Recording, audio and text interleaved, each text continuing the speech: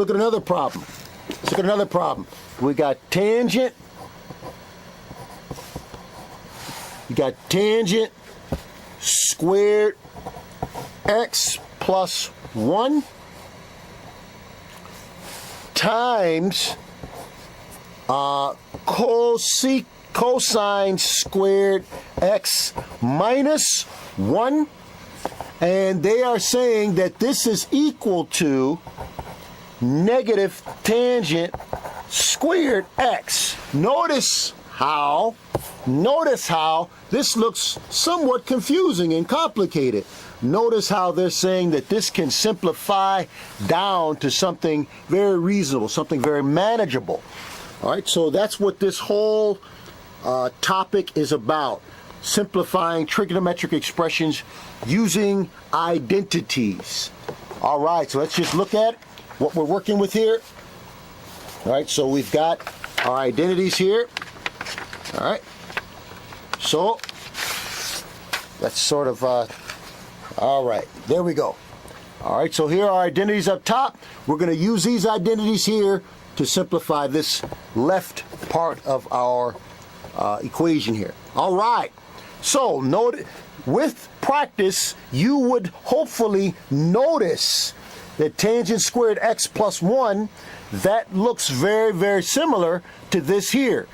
Tangent squared theta plus 1, that has been predetermined, predefined as secant squared theta, or in this case, secant squared x. But you would have only have noticed that had you been practicing this enough, where you say, hey, I recognize tangent squared x plus 1, and hey, that is equal to secant squared. So to some degree, you get better with this with practice. Now look what we have here.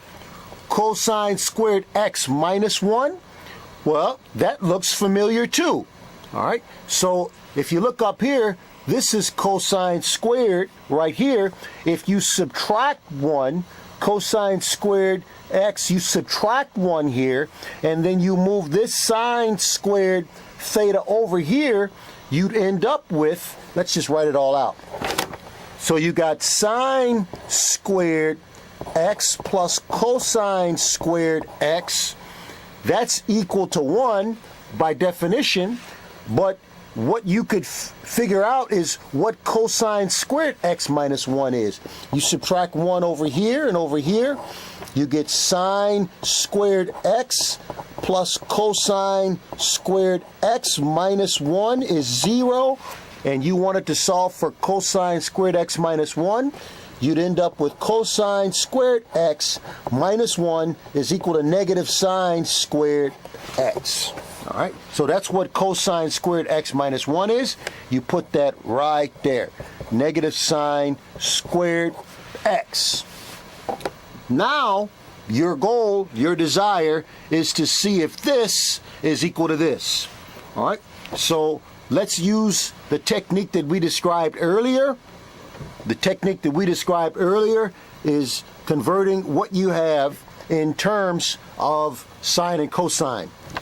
Secant squared, by definition, we didn't write that down, but I'll write it down right here. Secant x is equal to 1 over cosine x. Secant x is equal to 1 over cosine x. So secant squared x is equal to 1 over cosine squared x. And that's being multiplied to I think I should have said cosine squared x, and you multiply that by negative sine squared x. So what you end up with is sine squared x can be written as sine squared x over 1. So now you just multiply in two fractions. You end up with negative, positive times a negative is always a negative, and 1 times sine squared x, you get sine squared x. Cosine squared x times 1, you get cosine squared x. You end up with sine squared x. Sorry about that. You end up with sine squared x over cosine squared x. And one of the things that we've already talked about is tangent x is equal to sine over cosine. Therefore, sine squared over cosine squared, that is negative tangent squared x. And notice how that's the same thing as what we were trying to prove. That's the same thing as what we were trying to prove. All right? So we have just shown that this long drawn out expression here is really the same thing as negative tangent squared x. We've simplified the problem. Let's do that mastery level. Same problem in more than one way. All right, so let's look at the same problem but in a different technique. All right, so we got tangent squared x plus 1. That's being multiplied by cosine squared x minus 1. And the problem is saying that this is equal to negative tangent squared x. Mastery level. Let's look at the same problem in more than one way. Here what we did up here is we recognize that tangent squared x plus 1 was equal to something. Tangent squared x plus 1 was equal to something. Here we notice that tangent squared x plus 1 was equal to secant squared. So we replaced tangent squared x plus 1 with secant squared. There is another technique. All right. The second technique could be what I said earlier, which is to convert everything in terms of sine and cosine. All right. So tangent squared x, that's the same thing as sine squared x over cosine squared x plus 1. All right, so we rewrote tangent squared to be sine squared x over cosine squared. And let's multiply that by cosine squared x minus 1. So get everything in terms of sine and cosine up front. That would be a possible technique for you to consider. Now, what we could do is just multiply two binomials. Multiply two binomials. You could use a technique, sometimes you call it foiling, sometimes it's just distributing each term to the parentheses adjacent set of parentheses. So multiply sine squared x. All right, so sine squared x over cosine squared x times a cosine squared x. Multiply this expression times this expression. You'd end up with sine squared. Then you multiply the sine squared x over cosine x times a negative 1. You get minus sine squared x over cosine squared x. All right.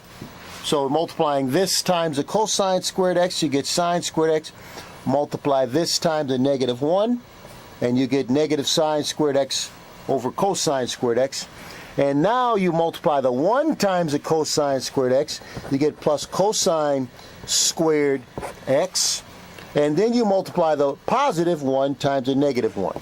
Anyone who you've taken basic algebra, you are aware this technique I just applied here sometimes is called foiling, some F-O-I-L, the FOIL technique, or sometimes you recognize what I just did to get this expression here as distributing this term to the parentheses. I multiply this times this term, this times this, and then I multiply the 1 times the cosine squared x, multiply the 1 times the negative 1. All right, so now what you end up with is you'd have to notice that you end up with sine squared x plus cosine squared x. Sine squared x plus cosine squared x. We know that sine squared x plus cosine squared x, sine squared theta plus cosine squared theta is 1. So you end up with this plus this is equal to 1 minus sine squared x over cosine squared x this is 1, and then you're subtracting 1. Sine squared x plus cosine squared x is 1, but you already had a minus 1, which I brought down, and then I have a minus sine squared x over cosine squared x. 1 minus 1, there's cancellation here, and you just end up with a negative sine squared x over cosine squared x, which is tangent squared x negative. So you end up with the same thing as what we were trying to obtain. We solved the same problem in more than one way. Mastery level.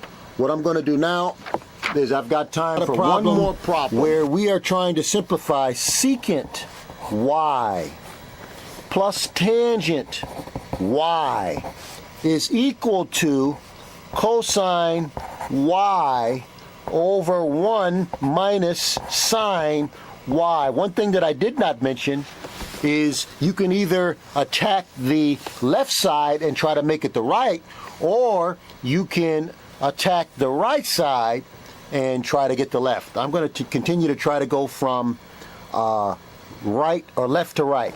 So we got secant y, that's 1 over cosine y, plus tangent y, which is sine y over cosine y. My goal is to get this right side there.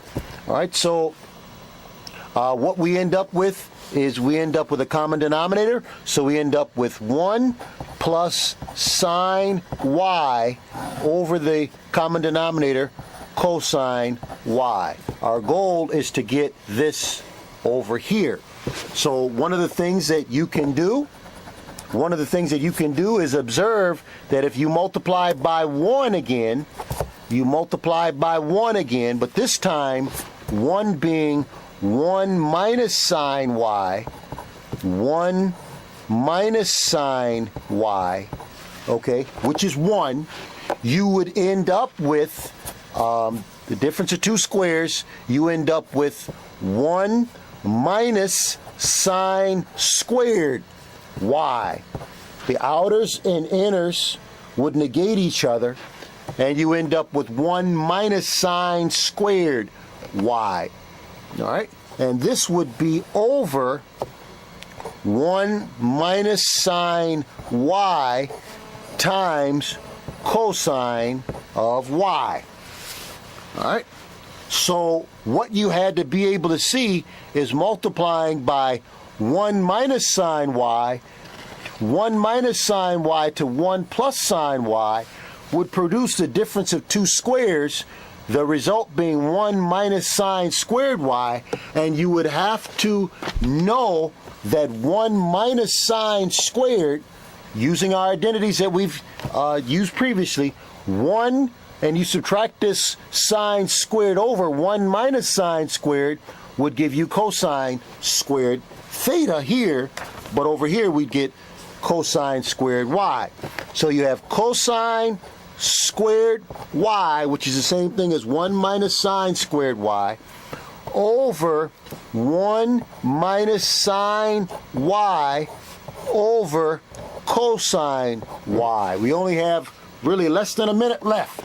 So now what you have, the cosine squared y, that's the same thing as cosine y times cosine y, over this cosine y. There's cancellation here, and you still have one cosine left over here. You end up with cosine y over 1 minus sine y. Okay, cosine y over 1, because there's cancellation here and here. All of this cosine y cancels, and it cancels with one of the cosine y's that were up here, and you end up with cosine y over 1 minus sine y, which is the same thing that we wanted to get over there. That's all.